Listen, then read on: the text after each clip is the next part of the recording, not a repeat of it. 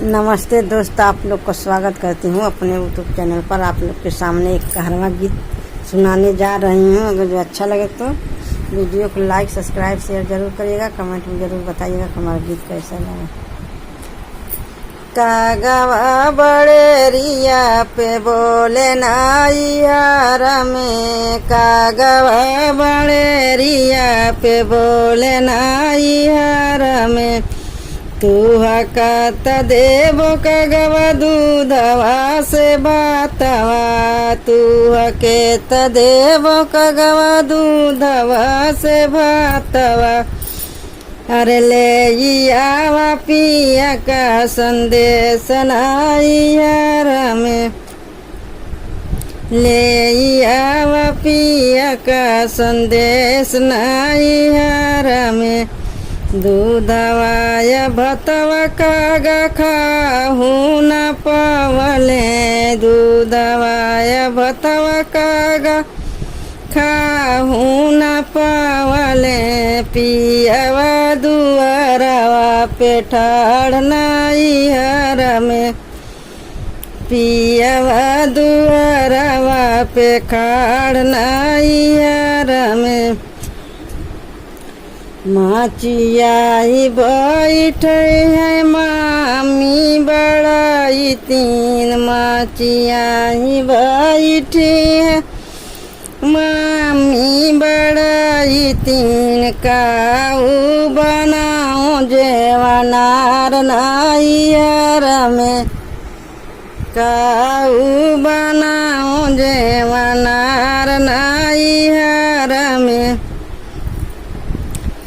नीचवा डेहरिया कसड़ली गोजाइया, नीचवा डेहरिया के सरली गोजाइया, यार बीचवा चकवड़े कसाग नाइयार में, यार बीचवा चकवड़े कसाग नाइयार में।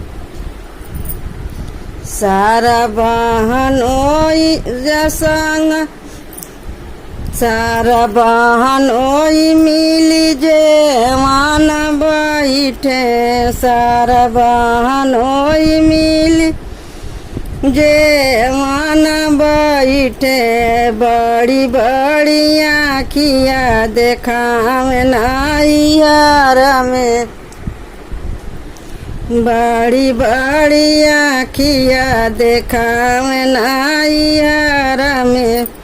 माई बाप कलजिया न होती, मरतो बेला नवा कमार नाइयार में, माई बाप कलजिया न होती, अरे मरतो बेला नवा कमार नाइयार में, मरतो बेला नवा कमार नाइयार में। आज करती आज बीतहू न पावे, आज करती आज बीतहू न पावे, पियावा जे कूद डड़वार नाइयार में, पियावा जे कूद डड़वार नाइयार में।